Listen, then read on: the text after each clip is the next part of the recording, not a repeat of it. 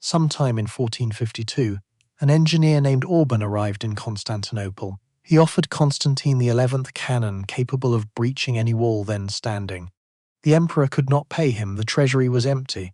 Orban left the city. He travelled west to Edirne, the Ottoman capital. Mehmed II hired him at approximately 4 times the rate Constantine had refused. The casting began that autumn and took roughly 3 months. The barrel ran approximately 8 meters in length. By the spring of 1453, the cannon stood outside the walls of the city that had first refused it. The transaction is not in dispute. Greek and Ottoman witnesses, writing from different sides, recorded the same event. The signal was received. It was named. It was recorded in writing. The response was refusal. The primary source for the Orban transaction is the Greek chronicle of Doukas, completed in the 1460s. Doukas was not in Constantinople when the city fell. He compiled his account from witnesses and from earlier reports. Book 35 contains the explicit record of the offer, the refusal, and the rate Mehmed paid. The corroboration comes from the other side.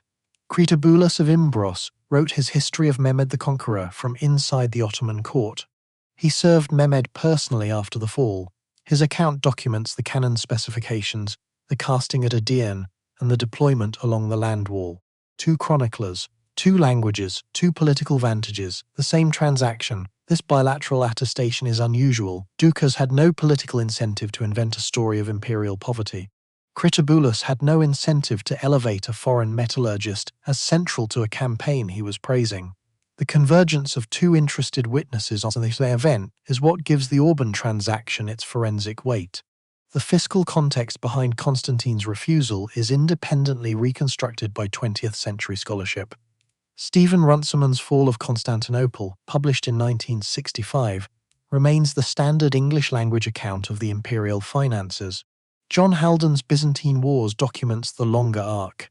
The thematic system, which had once funded Byzantine armies through provincial land grants, had collapsed by the 15th century. What remained was a hired force the treasury could barely sustain. Marios Philippides and Walter Hanak's 2011 critical study underpins the source reliability framework. Their work on the chronicle traditions of the fall is the current scholarly standard. It distinguishes authentic primary witness from later expansion. The signal was unambiguous, the recognition was explicit, and the documentation is bilateral. So why did the city that recognized the weapon fail to commission it? The answer begins with arithmetic. The population of Constantinople in 1453 was approximately 40,000 to 50,000. Runciman estimates the higher figure. Jacobi brackets the range. In the 6th century, under Justinian, the city had held approximately 500,000. The city Constantine inherited was a tenth of what it had once been. The garrison was smaller still, approximately 7,000 to 8,000 soldiers, including approximately 2,000 Latins from Genoa and Venice. The land walls ran 6.5 kilometers. Manning the perimeter against a determined assault required approximately 90,000 men. Constantine had less than 10% of that. John Haldon documents the longer cause. The thematic system had supplied Byzantine armies through provincial land grants for centuries. By the 15th century, it had ceased to function. The fiscal apparatus that would have hired Orban was gone. The refusal was not a calculation. It was a statement of capacity. The fiscal weakness forced a second move. A city that could not pay for its own defense had to purchase one from abroad. The currency available to Constantinople was theological. In 1439, the Council of Florence declared the union of the Eastern and Western churches. The political price of Western military assistance was Byzantine acceptance of papal supremacy. Constantine accepted. Most of the clergy and the populace rejected it. The result was isolation. Cardinal Isidore of Kiev arrived with approximately 200 archers, the extent of the papal contribution.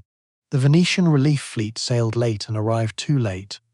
The political constraint did not exist beside the fiscal constraint. It descended from it. The city could not buy its own defense. It could not purchase a substitute either, because the currency required was one its own people refused to spend. The cannon arrived to operate on a city that could not respond. In 1422, Murad II had besieged Constantinople, and the walls had held. Constantine was not wrong about the walls. He was wrong about what they were about to face. Mehmed hired Orban in late 1452. The casting at Edirne took roughly 3 months. The barrel measured approximately 8 meters in length. The stone shot weighed 540 to 600 kilograms.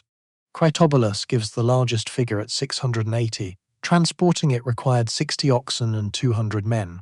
The siege began on April 2nd. 14 Ottoman artillery batteries were deployed along the land wall.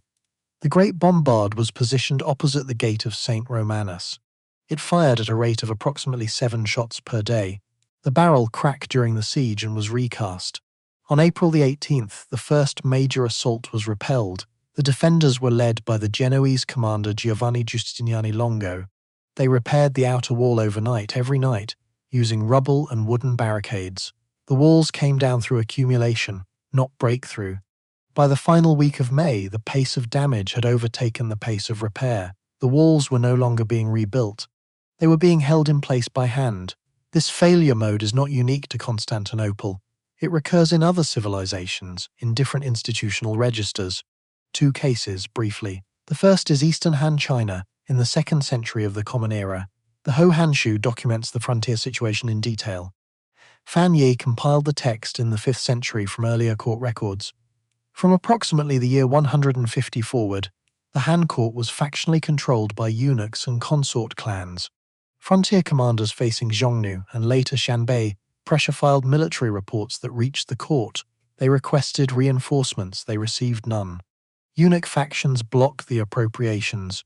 Generals who pressed too hard were suspected of disloyalty. The Yellow Turban Uprising of the year 184 destroyed central revenue collection. By that point, the fiscal apparatus for response had collapsed alongside the political will. Rafe de Crescenzo and Mark Edward Lewis trace the military and systemic dimensions. The threat was documented. The court could not act through itself. The second case is Athens, in 415 before the Common Era. Thucydides records the public deliberation that sent the Sicilian expedition to its destruction. The general Nicias opposed the campaign in an explicit speech, recorded in Book 6 of Thucydides. He warned that the expedition would overextend Athenian capacity. When the assembly asked Nicias to specify what force was needed, he named a force calculated to dissuade. 100 triremes, 5,000 heavy infantry. He miscalculated. The assembly voted to send it. The expedition was destroyed in Sicily 2 years later. The warning had been public. The warning had been named. The warning had been delivered by the man who would be asked to lead the campaign he opposed. Institutional momentum overrode it. Donald Kagan's Peloponnesian War provides the modern scholarly framing. 3 cases, 3 mechanisms. In Eastern Hun, the constraint was factional. The apparatus of the court turned inward before it could turn outward. In Athens, the constraint was political and cultural. Democratic momentum overrode an explicit warning. In Constantinople, the constraint was fiscal. The treasury that would have hired the engineer had ceased to exist. The mechanisms differ. The gap between recognition and response is the same gap. 3 civilizations, 3 mechanisms, 1 pattern. The pattern named in this episode is known threat, structural paralysis. The signal is received. The recognition is explicit. The institutional, fiscal, or political constraints on response mean acknowledgement produces no action. The pattern is not denial. It is not ignorance. It is not failure to see. It is a specific failure mode. The apparatus that converts seeing into doing has already collapsed before the threat arrives. The signal is read correctly.